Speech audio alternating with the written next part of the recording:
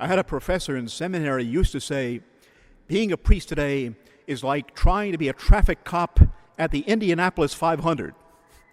The world tells us, get out of the way or get run over.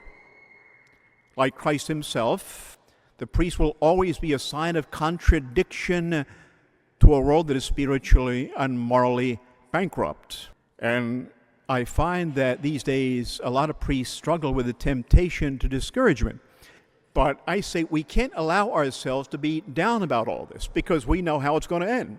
I always say, I read the end of the book and we win.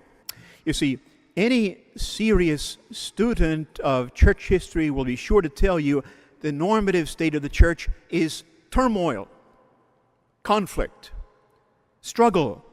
The church, the bride of Christ, will always follow her divine spouse along the way of the cross. And any man who answers this call, the call to the priesthood, has got to be ready to accept and embrace that cross, because that is where the priest finds his true identity.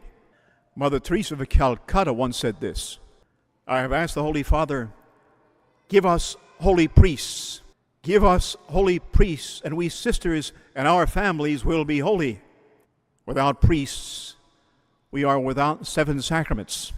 Without priests, we have no absolution. Without priests, we cannot receive Holy Communion. The heart of Jesus is in the priest. In choosing a man to be a priest, Jesus Christ has given himself totally to that man.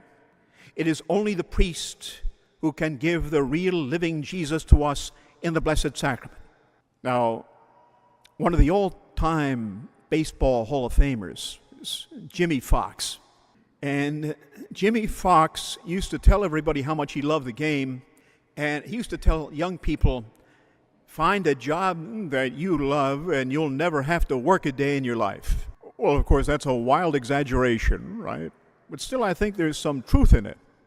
And I think those of us who have been given the gift of the sacrament of holy orders ought to feel that way about what God has called us to be in life.